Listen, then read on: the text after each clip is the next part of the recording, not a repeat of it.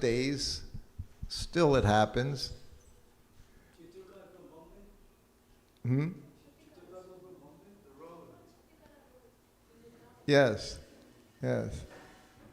So we would walk. You couldn't even, from town, from Lori Bazaar, from town, you couldn't even get a rickshaw to come to Raman Reti, where the temple would be, because they knew once they took you there, you're not going to pick anyone up because no one was there.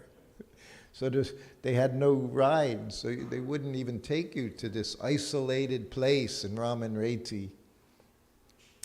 But on the morning walk, of course, Prabhupada and everybody would say, the rickshaw wallas would say, everybody, Radhe, Radhe. And Prabhupada, Hare Krishna. Always Hare Krishna. Huh? Radha's also there, Hare. So his response was always, Hare Krishna.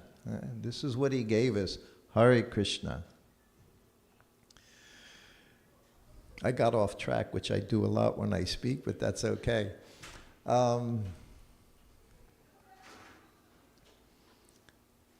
So when he left, Juhu, and it was very interesting. Prabhupada, everything was set up. He had his servant, he had his secretary, and of course Pradyumna, who Prabhupada called Panditji. Sometimes he would call him Banditji. Bandit, like a bandit. You all know what bandit is. Here in America, we know. So sometimes Prabhupada, with this wonderful sense of humor, he had nicknames. Me, the first day I was with him, he said, Srutakirti, your name's too long. From now on, he said, I'm going to call you Shruto. I said, yes, Prabhupada.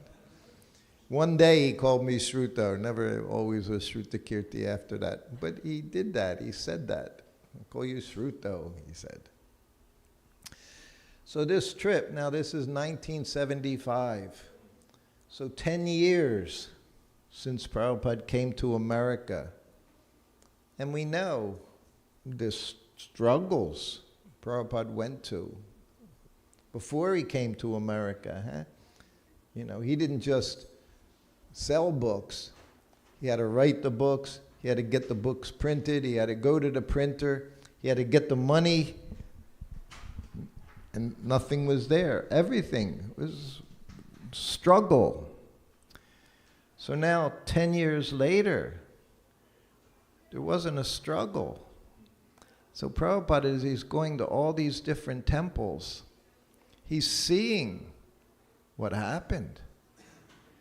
And just like as we get to when he came here, Prabhupada in ecstasy, every temple he went to, Prabhupada would go on the Vyasasana, and he would exhibit ecstatic symptoms. And this is something we didn't see very often. Myself, I didn't see very often being with him. But it was happening. When he left Mumbai, the first stop was Japan. Japan, of course, was still very small, no temples, practically no local devotees. It's said, Prabhupada said that the Japanese, they would take the longest. He said, but they would be very good devotees. They would be the best when they came. So then from Japan, he flew to Hawaii. And there he stayed some days in Hawaii. He liked Hawaii very much. He said, Hawaii Temple, which of course, New Navadweep, they just had their 52nd anniversary. They were the very first Panchatattva deities outside of India, Panchatattva in Hawaii, which he called New Navadweep. There's 7 islands, 9 islands, and very beautiful. Of course, everything there is nice. Prabhupada said he said he had 2 favorite places. Of course, Prabhupada said so many things. It was favorite deities, but it was multiple. When he said something was favorite, didn't mean anything else was not favorite. That could also be favorite. That's spiritual a transcendental way. Huh? So many places he would go and see the deities. He said they're the most beautiful. And devotees, they would be so proud, like he said that in London, in Bury Place, most beautiful. So the devotees, of course, they would think Prabhupada saying that means other deities not most beautiful, but it didn't mean that. He could say that everywhere he went. Prabhupada, when he would say most, it emphasized something. Most important. Like he said, book distribution was most important. Was Satsarup Maharaj once wrote Prabhupada a letter. Prabhupada, I should go on book distribution. You say it's most important. He said, yes, it's most important. And worshiping the deities, most important. Cooking in the kitchen, most important. Everything was most important. That's spiritual life. It's all most important. So he stayed in Japan just quickly in transit. Next day was going to Hawaii. I don't know if this keeps falling down or I'm... Like me, it just keeps falling down. Okay.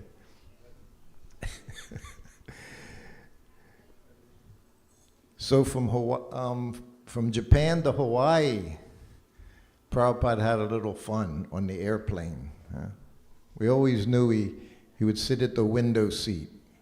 I don't know how many flights Prabhupada was on. He always was at the window seat. And as a servant, very often you were right next to him. You can't imagine having to sit next to your Srila Prabhupada, getting to sit next to Srila Prabhupada, sometimes 8 hours, 10 hours, trying to make believe you're Krishna conscious next to him, your hand in your bead bag.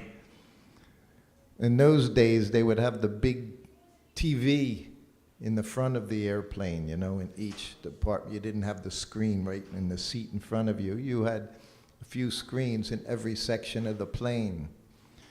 And of course, you see it. You automatically, you see what's going on the screen. Huh? We know Prabhupada, when he watched... Yes, Charlie Chaplin. Prabhupada laughed and laughed and laughed. If you see Charlie Chaplin, you don't hear anything, but just watching what he would do. He was so funny. And then the devotee said to Prabhupada, Prabhupada, you're looking at this, isn't that Maya? Prabhupada said, no, you see, Krishna's, his ability to make people laugh, it comes from Krishna. Everything comes from Krishna. So I was on the plane with him once, and of course, and again, you would put in the earphones, but we didn't do that. But I'm sitting next to Prabhupada, and he's on the plane, and it was a Western. Thank you. It was a Western. In those time, in the 70s, Westerns were very popular in movies, on the television. You know, we had John Wayne and all the big, big heroes, Western heroes. So this Western is going on the screen, and Prabhupada's sitting, and I'm sitting, and of course you're watching, and it's all in the West. Everybody has their guns in their holsters and everything, and you know, and sometimes you have the people that are dressed in black. You know, they have the black hat, cowboy hat, and black boots, and black everything, black vest, and so there was this man. And he was one of those men all dressed in black, with his black cowboy hat on, but he had a book in his hand. He was holding against like his heart, you know, he had this book. And we're there and Prabhupada's chanting, and he looks at me. He said, what's that book? I said, I don't know, Prabhupada. I said, maybe it's a Bible. I said, that's all I can think. He said, oh, okay. So on this plane ride from Japan to Hawaii, in the compartment in front, there was like a Time magazine, or Newsweek magazine. There were big, big magazines back then. They were the two biggest weekly, I guess. Monthly they came out. And on the very cover of the magazine, this Time magazine, it showed women's liberation. Also big topic back then, women's liberation, the women's liberation movement. And the photograph showed many women, like what do you call it, all in the crowd there out in the street. And there was literally like a bonfire. And they're all shouting and screaming. So this picture in the bonfire, they were burning their bras. They were freeing, becoming liberated. And Prabhupada looked, and he's at the window seat. Next to him at this time was another Grahasta devotee, Nitai, who's also became infamous in our society. He's sitting next to Prabhupada. And young stewardess, pretty flight attendants walking down the aisle. And as she's walking down, Prabhupada starts elbowing Nitai. He said, tell her, if she wants to be liberated, tell her shave her head. And Nitai, Hare Krishna, Hare Krishna. And Prabhupada's like, go ahead, cut a joke. Cut a joke, he said. Tell her, shave her head, then she'll be liberated. Nitai couldn't do it. Prabhupada knew he wouldn't do it, but he made a joke with him. We know how Prabhupada handled situations with reporters, and he was always incredible, never defensive. Prabhupada, we say, if it's particularly basketball, football, you have the offense and you have defense. Prabhupada was offensive, never took a defensive position. When the reporter said, you preach all this renunciation and your followers, they give you a Rolls Royce. Prabhupada said, yes. So why Rolls Royce? They should give me golden car. So he wouldn't let people, he didn't become concerned. All the reporters, the reporter, the camera person, everyone, they were all women. This was also at the same time, same years. Because they were showing whatever men can do, we can do. Actually, they can do more because they can have babies. Men can't. Of course, nowadays, that's also changing. And the reporter said, and she's wearing her miniskirt, back in those days, and why do you shave your head?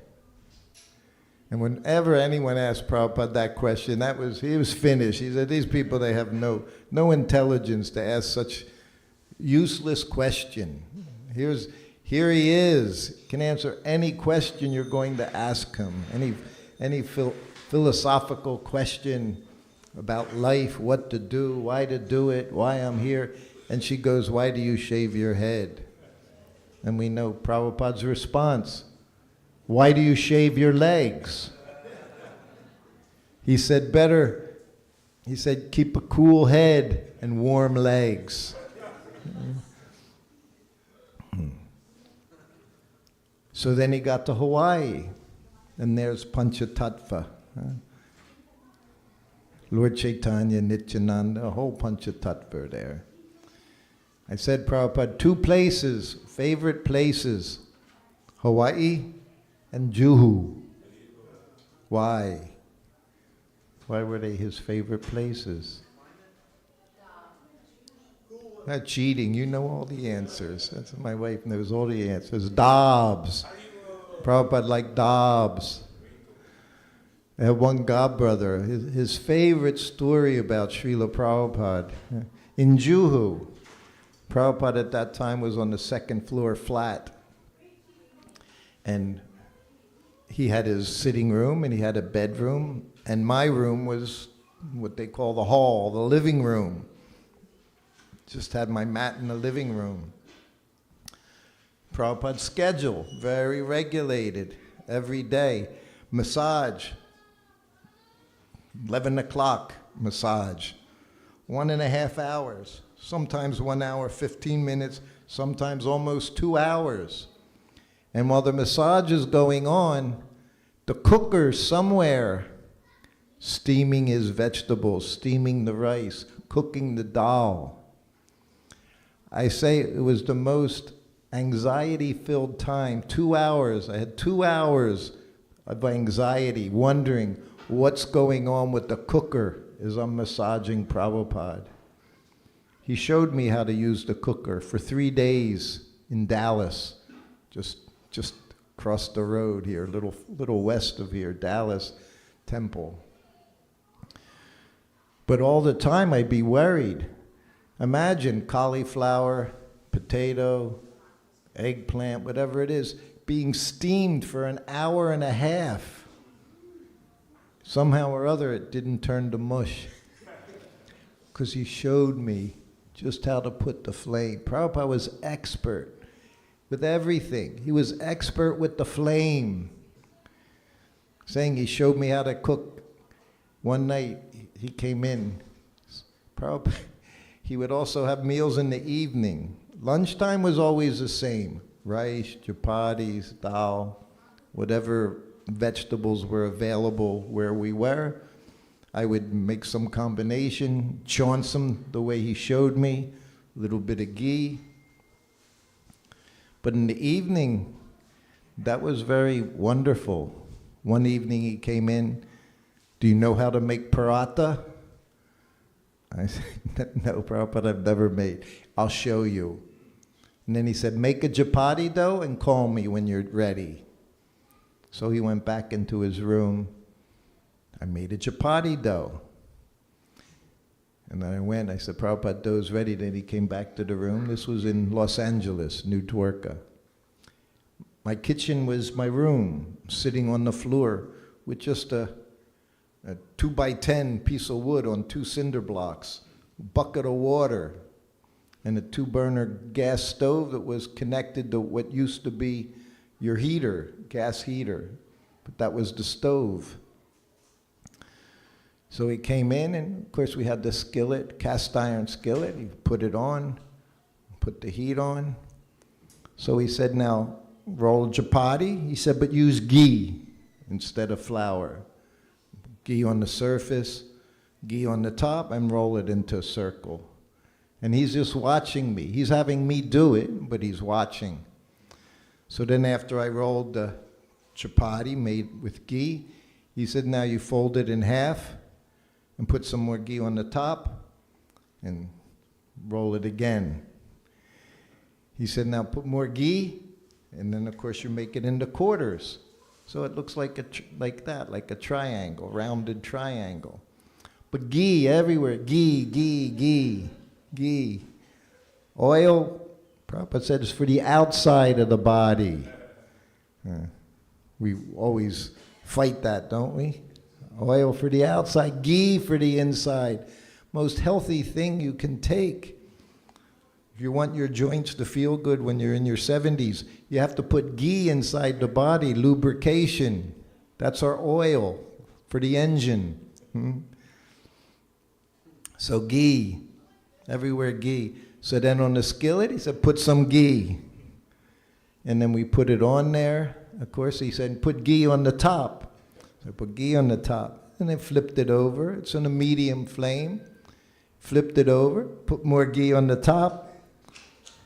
30 seconds or so, flip it over again, more ghee on the top, and we have paratha. So nice, flaky paratha, so simple, with ghee, wonderful ghee.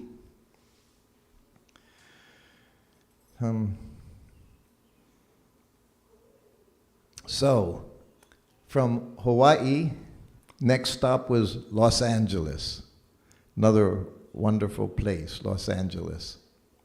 Los Angeles was my favorite place, being with Srila Prabhupada. Everything was perfect, and so many devotees were eager to help Prabhupada's servant, doing the laundry, doing this, doing that. We arrived and go up the stairs to Prabhupada's room, and he would often look out the windows from his sitting room and We get upstairs and he's looking out the window and he says to me, "So, Srutakirti Maharaj, how do you like it here in New Dwarka?" And I'd say, "Oh, very nice, Prabhupada." He knew I liked it. 2 months later, he would say the same thing when we arrived in Mayapur. "So, Srutakirti Maharaj." There were the only 2 times he called me Maharaj. From Sruto, I became Srutakirti Maharaj. I was a grahasta. Oh, he had sense of humor, Prabhupada. "How do you like it here in Mayapur?" I said, "Oh, it's very nice, Prabhupada." Prabhupada liked it in Mayapur very, very much. It was so beautiful. The breezes were wonderful going through his room. So then it got interesting on this trip. After spending about a week in Los Angeles, he went to the next place, Mexico City. Mexico City. He had been there once or twice before. This was my first trip there. So many very nice devotees, pious people, Mexican people, pious. It was the first place I saw people that weren't 20 years old. Actually, their mothers were becoming devotees. Huh? You had people 40 years old, 50 years old in Mexico City. Hridayananda Maharaj, she would translate Prabhupada's lectures. Prabhupada would speak, a few sentences, Hridayananda would translate. And Prabhupada, of course, was stressing this lifetime meant for becoming Krishna conscious. Use this lifetime for becoming Krishna conscious, so that at the time of death you remember Krishna. Chant, that's why we chant, engage in service, read Prabhupada's books. We live in Vrindavan. Every week somebody's dying, coming to Vrindavan. It seems like God brother, God sister, they come there to die, just like Prabhupada went there when he was ready to leave his body. Every time Prabhupada was thinking his health wasn't good, he went to Vrindavan. So we have many devotees. The most recent one was Pankajanaba. He went there 3 years ago, and he thought he was going to be dying any time, in a week, 2 weeks, a month. Had a, what's it called, cystic fibrosis, I guess, very difficult breathing. 3 years he lasted, but he stayed there. He died, it was 4 o'clock in the morning. He was in the bathroom, his assistant was there. He was having trouble breathing. He said, "Krishna, Krishna, Krishna," boom, gone. Such perfect death. Yeah. So in Mexico City, Prabhupada finished talking, and which didn't happen usually in the States, in the West. It was question and answers. And this woman, when I say woman, meant she was like 50 years old, so older woman. When you're 18, 19, 20, somebody's 40 years old, you think they're old, right? When we grew up, that was our motto: don't trust anyone over 30. And then we surrendered to Prabhupada, who was over 70. Him we trusted. We could trust Prabhupada. So she said, "Prabhupada, you say at the time of death we should remember Krishna." And she said, "What if we remember you?" And Prabhupada just smiled. He said, "That's all right." Because all he did was give us Krishna. All he did. All he talked about. Krishna, Krishna, Krishna. Everything was Krishna. Then we had some really interesting thing. Huh? Prabhupada went from, well, in Mexico City, one devotee came in. He had been a sannyasi. And between the 2 times Prabhupada was there, he went from being a sannyasi to being married and already had a son who he named Abai. But Prabhupada's in his room and he didn't see this devotee. So he said, "Where is he?" And of course the devotee says, "Well, he's here, Prabhupada, but he's, embarrassed to come into your room." Prabhupada said, "Call him." So now I'm also in the room. Like I say, I'm a grahasta now, Prabhupada's servant. So he calls him into the room, and Prabhupada, of course, greets him. Big smile, how are you? Oh, I'm okay, Prabhupada, by your mercy. And he said, Prabhupada, he said, can I still serve you? Can I do service? Prabhupada looked at him. He said, I'm not Lord Chaitanya. He said, Lord Chaitanya, he could make the animals dance and chant. He said, but I need all the help I can get. So yes. And then he said, now you're a grahasta like Srutakirti. He said that a few times. I don't know whether it was a compliment or what it was, but he said, now you're a grahasta like Srutakirti. And he's saying, because I'm traveling with him. Usually, Prabhupada, the people traveling with him were grahastas. Their wives were somewhere, usually in Los Angeles in an apartment. Prabhupada didn't say you should go be with your wife. No, just the opposite. You're traveling with him. So he said, you carry on, do your service. So then the next morning, Prabhupada's going to Caracas, Venezuela. Would be his first trip there. And one of the Matajis made one of Prabhupada's favorites, muri. You all know what muri is, puffed rice, peanuts, and ghee. And she just put it in aluminum foil, and it was in a paper bag. So now we're on the airplane. Prabhupada sitting at the window. I'm in the middle seat. Next to me is Paramahamsa Swami Maharaj. We're all shaved heads, dhoti, kurta, like that. So I'm between two sannyasis. It's very common for me. My whole life I find myself being around all these sannyasis, somehow or other. So there were different signals with Prabhupada. When you were Prabhupada's servant, you had to really be attentive. If you're a devotee, you really have to be attentive as a devotee. Sometimes we're not. But to be a devotee, actually, you're always attentive. Always. That's being a devotee. You're attentive because Krishna's everywhere. Krishna's doing everything. He called me in the room, Vrindavan. He said, first class servant, he knows what to do without being asked. Second class servant, you tell him what to do, and he does it. That's second class. Imagine, you have to be told what to do. That means you don't even know what you're doing. And third class servant, he says, he doesn't do it or he does it begrudgingly. Again, Prabhupada's wonderful English he had, the way he would say things. And looking back, I never thought about it, but when he called me in, he was probably telling me I should know that I'm supposed to do something. Instead of just saying, why don't you do this, he explains to you what your business is. See, this is how he would do things. You had to really pay attention. In Vrindavan, I knew. He would call me in the room. He'd go, that meant turn the fan on. He didn't say turn on the fan. He would just look. He'd look at his French doors. Meant open up the curtains. He would just look. Everything. He didn't open his mouth unnecessarily just to say something. You had to know what you were supposed to do.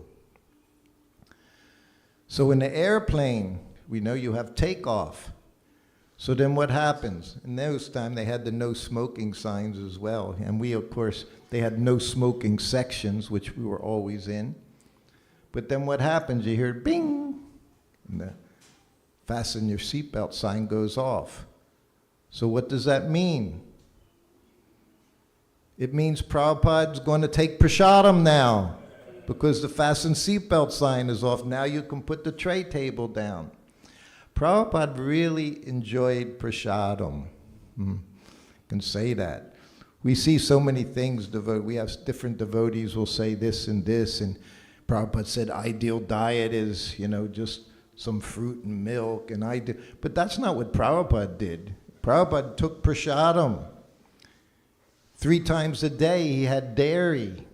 3 times a day, every meal. Hot milk every night. Hot, very hot milk.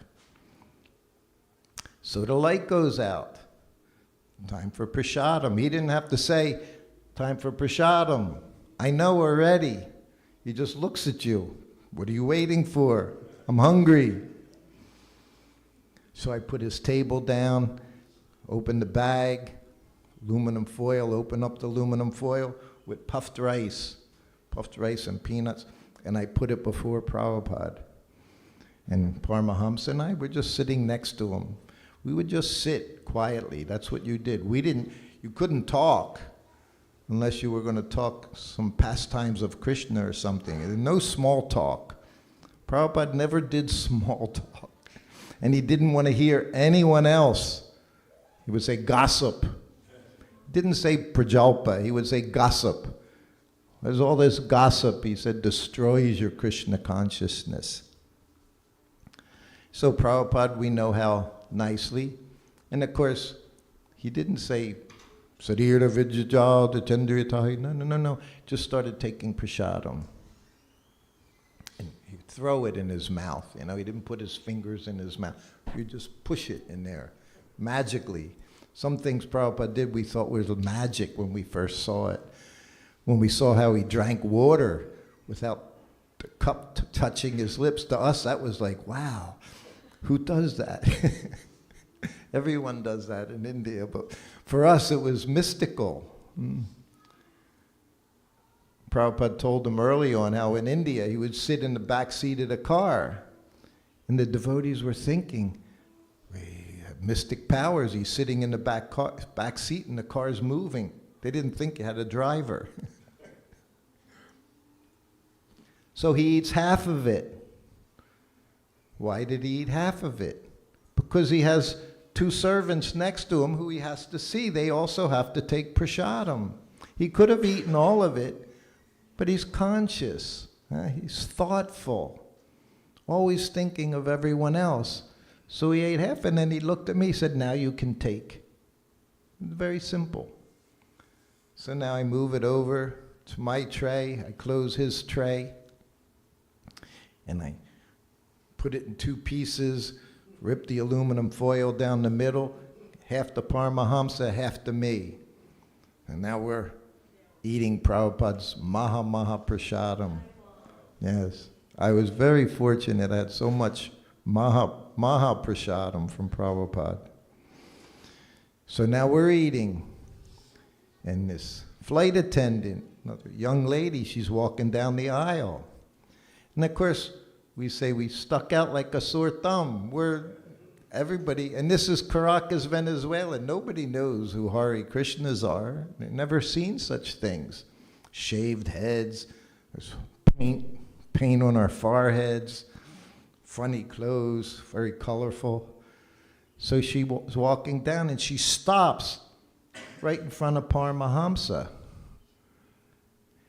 And she gets her hand and she reaches past Paramahamsa, puts her hand in my plate of puffed rice and takes it and puts it in her mouth.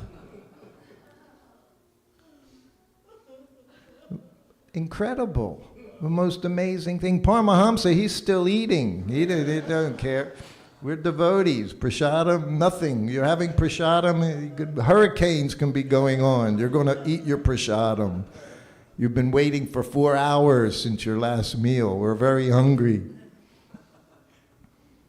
And Prabhupada, he's just sitting there. He never pays any attention. He was in his own world, literally. The most fun being with Prabhupada was when he was outside of the temple. In the temple, we always knew, but when he was outside, you never knew what was going to happen. That same light, when the plane's landing, boom, fasten your seatbelt light goes on. So what does that mean? it means Prabhupada's going to go use the bathroom because the plane's going to land soon.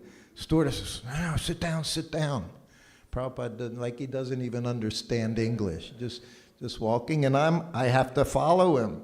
And she's saying, sit down, and I'm like, sorry, I got to follow this person. He went into the bathroom, and I'm outside the door standing there. And then he opens the door, big smile on his face. He said, when you're old, you can do anything you want. Then we went and sat down. So the woman, she eats the puffed rice, and she looks at me. She said, this is very good. She said, what is it? It was puffed rice. She said, well, why are you, I said, well, we're vegetarian, we have special diet. It was all brand new to her. And she goes, oh, she said, can I get you anything else? Would you like anything else? No one else is getting anything. So I look at Prabhupada, hot milk. So I said, we'll all have hot milk, because whatever he does, we do. At least when it comes to prasadam, we weren't getting up at midnight, but when it came to prasadam at Prabhupada, we're having it. So she said, okay. She said, would you like anything else? She said, I can go into first class. And I look at Prabhupada, because he doesn't talk to her. I'm the translator from the spiritual to the material. I'm in between. I'm on the tatushta there, like right in between. Prabhupada says, fruit. I said, we'll all have fruit, because we're going to, whatever Prabhupada does, we're going to do. I said, okay. She said, and I have bread, cheese, and Prabhupada said, okay. So she goes, she comes back with the cart. While she's gone, I said, Prabhupada, I said, that was amazing. The fact that she took is Mahaprasadam. We would kill each other to get the Prabhupada's plate. After he ate, I'd be holding the plate. Devotees would do anything to get there, get his Maha. And she grabbed it.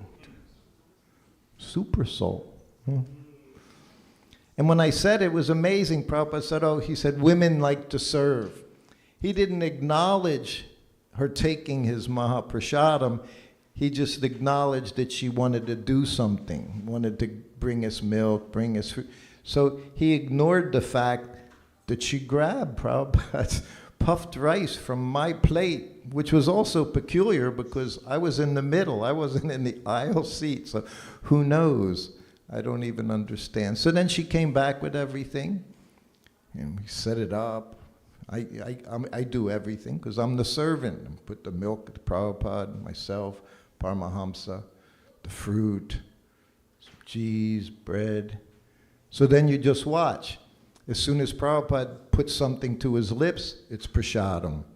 So as soon, we don't do it first, we have to wait. Then he puts it, then we start eating along with him. So that was one of the most amazing things ever happened in an airplane. I would tell that story sometimes, for a long time, almost 49 years now, 49 years ago. I was telling it in New Dwarka 25 years ago. And at the end of class, a devotee comes up to me, South American devotee. He said, can I tell you a story? And I'm like, okay. I had just spoke for 2 hours, so I was ready to get up, but I said, yes, Prabhu. He said, well, I've been distributing books for a long time.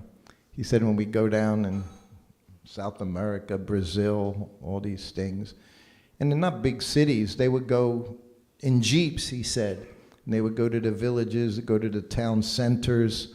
Usually there's fountains there and things, European style, and they would have do chanting Harinam. He said, then we get back into the jeeps and we go from one house to the next, which means they might be a few minutes apart, maybe 5 minutes apart, whatever. Knock on the door and try to sell Prabhupada's books. I'm going, yes, Prabhu. He said, so we're there. I don't remember where it was. Maybe it was Brazil or something. He said, I went to this one door. And I knock on the door. And a woman answers. And she says, Hare Krishna. And she invites him into the house. And just picture of Prabhupada, the deities, and he's like, and this is in the middle of nowhere. And he said, you're a devotee. She said, yes. He said, well, how did you become a devotee? She said, well, I was a flight attendant. It was the woman who ate Prabhupada's Mahaprasadam. That's the power of the pure devotee. Huh? We say 1/11 of a second, huh? Just to get the glance, the smiling glance of the pure devotee, could change your life. So that changed her life, one little handful. Prabhupada's puffed rice, Prabhupada's mudi. So amazing. And then we arrive at Caracas, and there's Gurnitai on the altar. Lord Chaitanya, Lord Nityananda, Prabhupada sitting in the Vyasasan. When he sat in the Vyasasan, I had been in Caracas. I lived there for 6 months.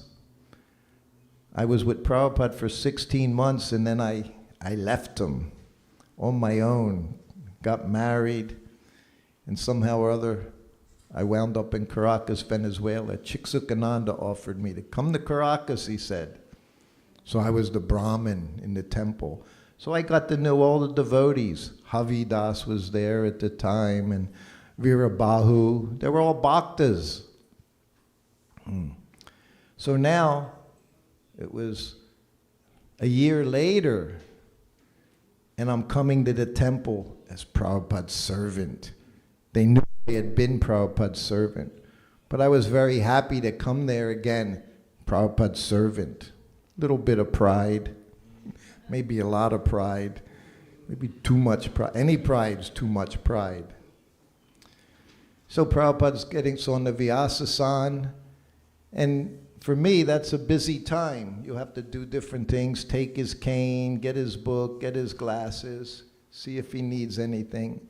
But I'm looking at the devotees, Havi and Virabahu, Karta, and kind of like, here I am, back where I should be. And all of a sudden, something hits my head.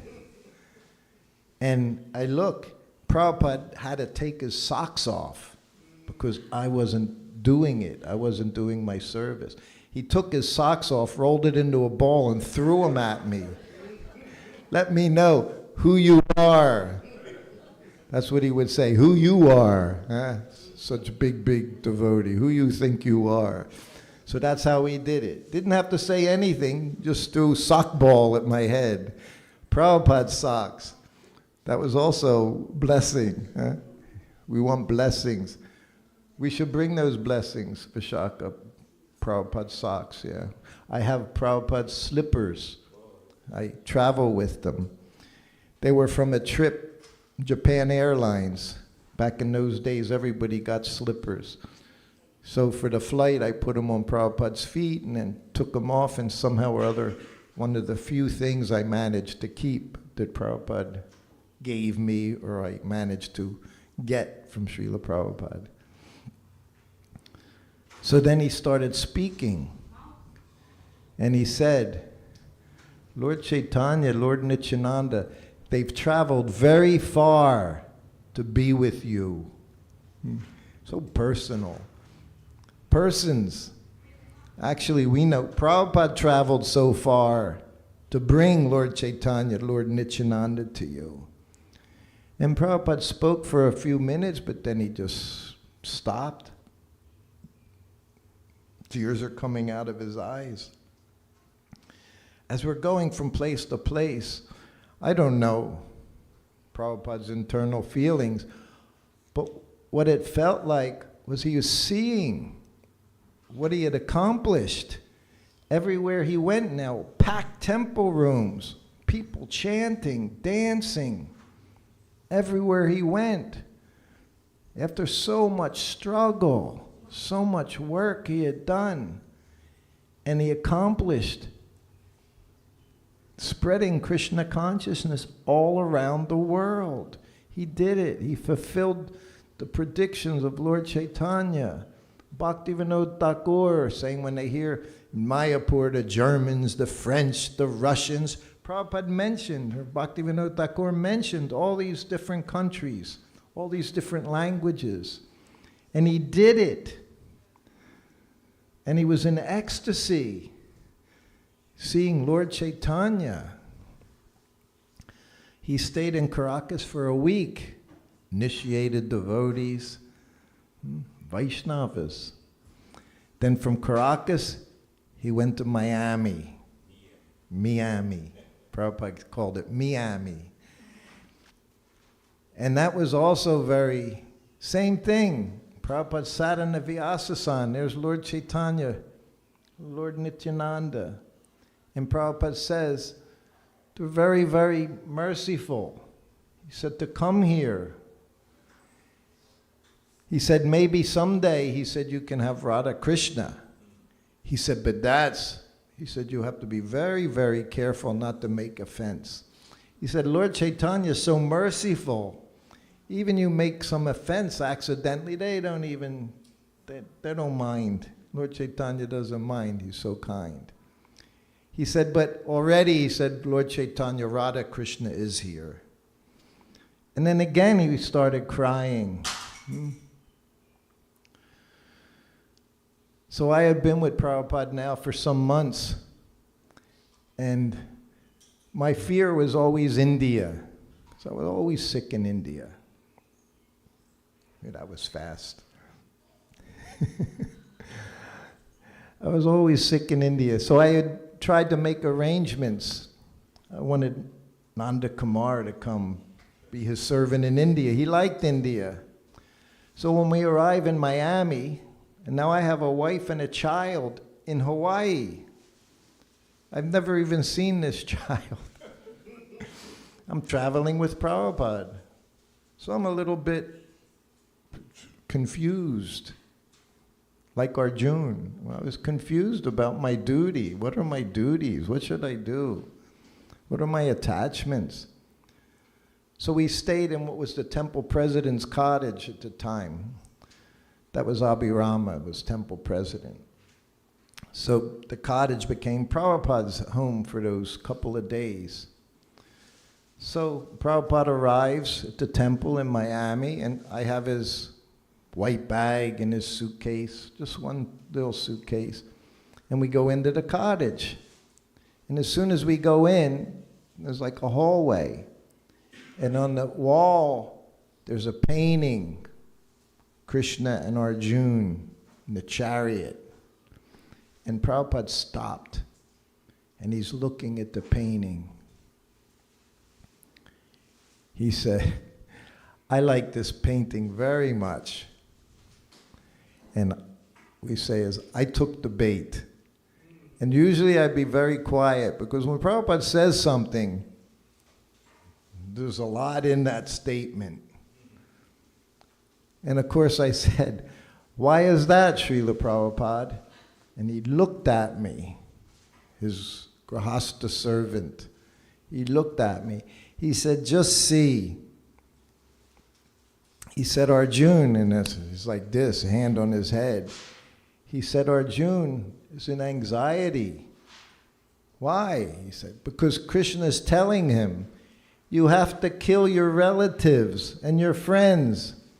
And then he looked at me. He said, what to speak of leaving your family?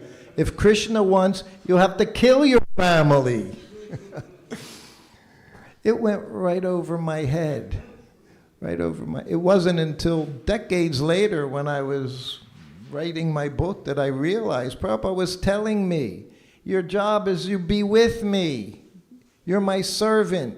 Don't worry about it. Krishna will take care of everything. See, that was his mood, his understanding, his knowledge, his realization. Krishna's taking care of everything. Just do your service. I told that story in Ukraine, and what's his name, Swami? Niranjan Swami said to me, explain to them they're not supposed to kill their family members. He said they could take you very seriously here. I said, oh, okay. But he kept saying it.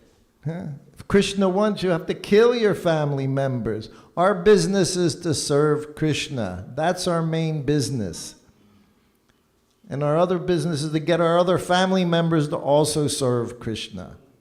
So he said that because he knew I was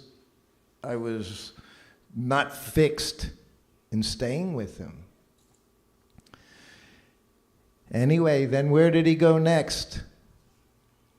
Right here. Srila Prabhupada came right here to this place, Atlanta. And he came and he sat down in the Vyasasana. And he saw the room was packed. Devotees are looking in the windows there, in the doorways, and everybody's in the temple room. Prabhupada's here. Whole Radha Damodar party was here. Everyone was here. And Prabhupada's seeing everyone chanting again, everyone chanting and dancing everywhere in the world. And he was so happy that Krishna consciousness was all around the world. Now he was halfway around. And then he said, we've been traveling. He said, we went to Los Angeles. He said, Mexico City, Caracas. And then he looked at me. I said, Miami. He said, Miami. He said, and now we're here. And what did he say next? I see your temple is the best. And everyone went, Haribo! Everyone was so happy because it was a beautiful temple. And then he started speaking, giving his arrival address. I could play it sometimes I would play that. Most amazing. And that's what was amazing, Prabhupada coming here. Because he talked for 2 minutes. And the first words out of his mouth, Parama Karuna, Pahudvijana. He said, the two Lords, they're so kind. He said they're giving love of Godhead freely to everyone. He said Krishna's also kind, but he demands you surrender. He said, but Lord Chaitanya, Lord Nityananda, he said, they're giving everyone without exception. And as he's talking, each word was more difficult to say. As again, he's going into ecstasy, sitting on the Vyasasana. And then he just stopped. It was his shortest ever lecture. Certainly one of the most powerful lectures he had given in all those years. And he just stopped, and tears coming out of his eyes. And he would close his eyes. And we all just sat there. And you couldn't hear a person breathing. Because when you saw Prabhupada in ecstasy, everyone was in ecstasy. It just, like Lord Chaitanya, that's what he said, opening up storehouse, the love of God. So Prabhupada opened it up to all of us. And no matter who we were, for those few moments, you would feel some ecstasy, just looking at Prabhupada. And then as he did so many times in that trip, he opened his eyes, chant Hare Krishna. That was it, we chanted Hare Krishna. I see it, it's already after 8 o'clock.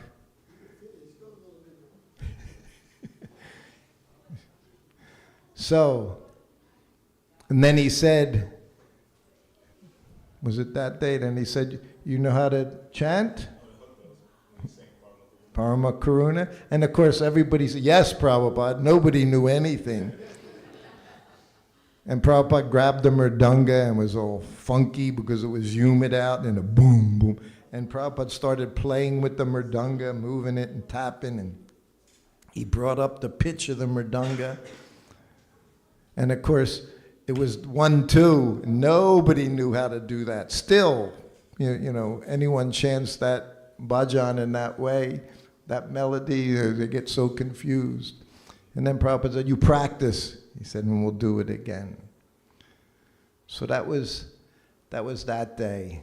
Then Prabhupada, of course, he stayed right there next door. He had the whole upstairs, his sitting room, his bedroom, bathroom, probably kitchen area. I really don't remember. He was in ecstasy. So in there, and we know I gave Prabhupada massage just before lunch. That was main massage. But he also got massage in the evening time in his bedroom.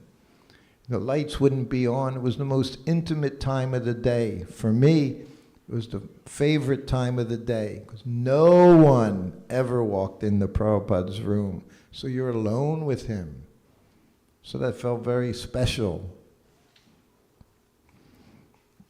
And I'm massaging him. It's what I do every day. So for me, it's what I did all the time. And I'm massaging his legs, and then I go down to his feet, and I go back to his legs.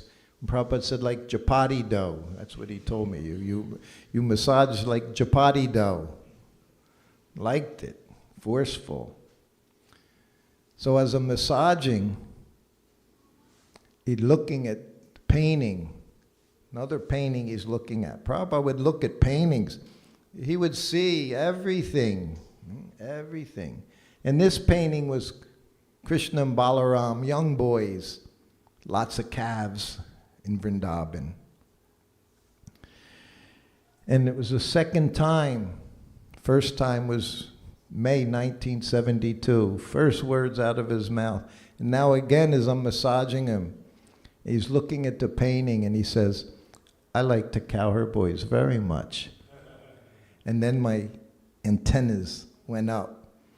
When in the evening, if Prabhupada started speaking, you knew it was going to be very wonderful, very ecstatic, usually very personal. And then he started describing the pastime that he was looking at. And he said every day, Krishna Balaram, of course, after they had breakfast, they would go into the forest. He said they herded the calves. He said they were young boys. They weren't herding the cows. Very descriptive, probably. He said they were herding the calves. And they would go with all their cowherd boyfriends. He said, and of course, before they go, when they're going into the forest all day, what do you need? Prasadam. He said, so their mothers all would make their tiffins. He said, and of course, Krishna, his tiffin, kachori, loglu, like that. Yeah. He said, when the cowherd boys, theirs was not so opulent, like Krishna's. They would have rice, chapatis, like that. He said then they would play. He said then they would grab Krishna's tiffin, play keep away. He said they would keep away. He said then, the cowherd boys, they took Krishna's tiffin. And Krishna would have one of their tiffins. And then he stopped. And then he said, I just want to go back to the spiritual world and eat kachori and laglu with Krishna. And then he closed his eyes. And I guess he went back there to eat his kachori and laglu. So this was Atlanta. Huh? You live in a very special place here. Very special place. Every place special. I was just reading today. Prabhupada said, when I go to LA, I'm in Vaikunta. I go to Detroit, I'm in Vaikunta. Everywhere he goes, he was in Vaikunta. But even in Vaikunta, there's different levels. So this place, your deities here, 50th anniversary, very, very wonderful. Lord Chaitanya, Lord Nityananda, very powerful, very potent deities. I can tell you, very, very. They brought me here somehow or other again and again. I'm very happy to be able to come this time. So after he left here, well then there's so many other things happened here. I don't know, were we having another class? Yeah, we have 2 or 3 more days. Okay, so we can continue. We continue. But we can, up to this point, anyone has any question or comment? And over the next day or two, we'll go from more stories in here in Atlanta, some very funny ones, very amazing ones. Prabhupada again showing all his mystic powers and anyone have any questions? Prabhu. There's a legend that some amateurs, someone calls for servants. The Prabhupada's checking his baggage. His socks were not there. This is a story that we've all heard from here. That his socks were not there. So the story goes that the amateurs took his socks, put it in some water, and made a tea and drank it. That's the legend. I wouldn't doubt it. There's another legend that someone took Prabhupada's lota from under his desk and drank that. So I never did that. My first Mahaprasadam was orange peels from Prabhupada's plate. They were very bitter, but they were from Prabhupada's plate. Oh, yeah, that was, and I've told that, and many other devotees, that was their Mahaprasadam, was Prabhupada's orange peels, because that may be all that's left on the plate. Yes. What you doing there, Siki? You got a microphone. Oh, okay. I also have sock pastime that happened right here in it. But maybe we'll say that. You should tell me. No. She's telling me I can't tell that. We'll say that to make sure you come to the next class. We can't sell everything. We got to save some to bring you back. Yeah. Hare Krishna Prabhuji, Anant Koti Danvat Pranam. We don't have a question. Please, 5 minutes more, one pastime. With all Vaishnava or Srila disciple. Give him some more nectar, why not? All right, we'll do that then, since everyone seems quiet with no questions or anything. So the socks. When we came here, at the end of February, beginning of March, it was unusually cold, or maybe it was usually cold, I don't know. But coming from India, just in the course of a couple of weeks, I had a chadar. I didn't have socks, I didn't have shoes, I had Indian chappals. So we're on the morning walk, and I'm literally like freezing on the morning walk with Prabhupada. And Prabhupada has his chadar, his socks, his shoes. And so then we get back to the temple, and Prabhupada goes up to his room, and he rings the bell. So I walk in, I offer a basin, says, he looks at me. He said, "Do you have any socks?" I said, "No, Prabhupada." He said, "Well, go into my Almira." He said, "Take some socks."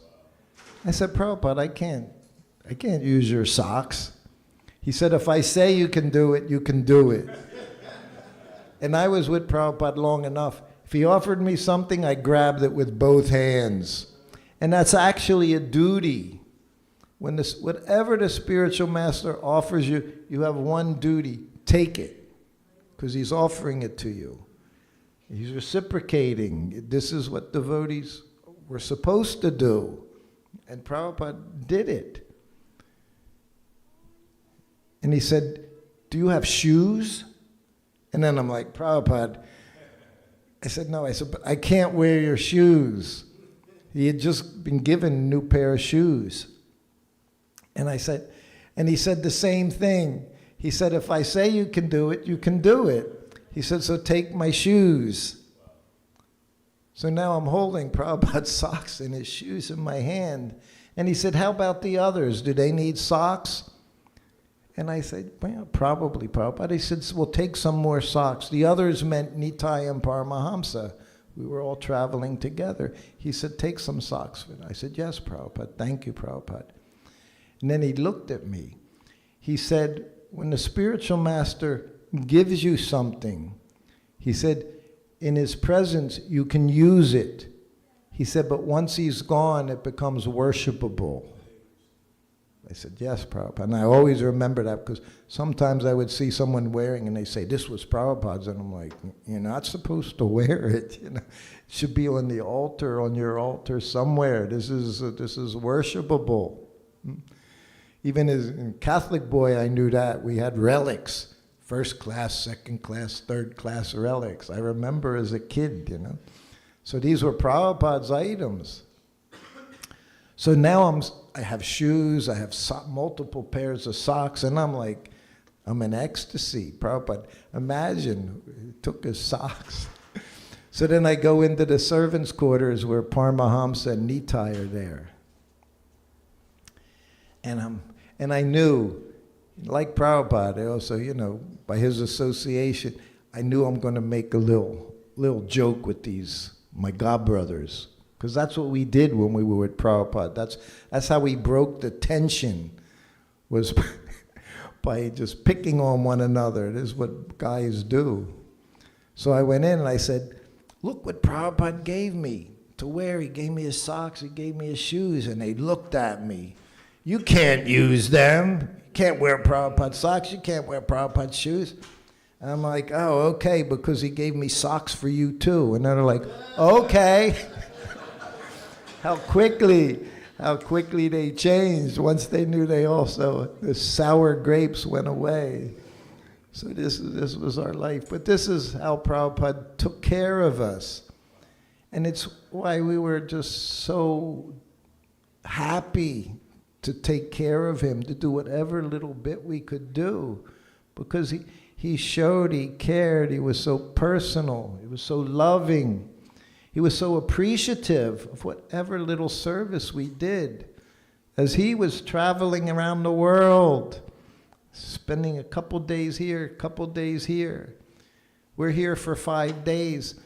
By the 5th day, I'll probably start to feel like a human being again after traveling 24 hours in a plane, multiple airports, riding from Vrindavan to Delhi, 4 hours in the car. It's exhausting. Prabhupada never complained. Never said, oh, that was a long trip. That never happened. So that's also sock. Yeah. Maybe. I think that's probably, but no, we didn't make soup out of it. We didn't make soup. All right. So we'll continue this as the days go on. Tomorrow's a very big day. We have Adivas beginning about 5:15, then afterward Abhishek close to 6, and we'll have Balabhadra speak about some more of the history of the deities and things. I think Janine will be tomorrow. And who else? Is it Panchagoda? Panchagoda, yeah, Panchagoda. So we have some senior devotees, so it'll be very nice. So you should come. This is, I don't know, any of us will be here. Maybe the little boy. I certainly won't be here. So come take advantage of it. Everyone can participate in Abhishek. We'll bring the deities down to here. So, we're dark. We have prasadam in the back. Let's give a nice round of applause.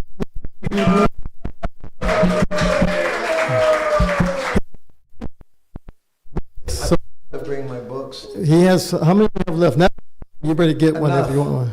You have enough? So you please get some books. And if you can't, give some little donation. He may not be sannyasi, but he's living like that, traveling. And this way he can continue spreading these glories of Srila Prabhupada in this very intimate way, isn't it? He knows to catch that mood of Prabhupada. Because it seems like sometimes Krishna consciousness is like, yes, I'm conscious. No, it's more than that. It's deeper than that. So, thank you for coming. Hare Krishna. Hare Krishna.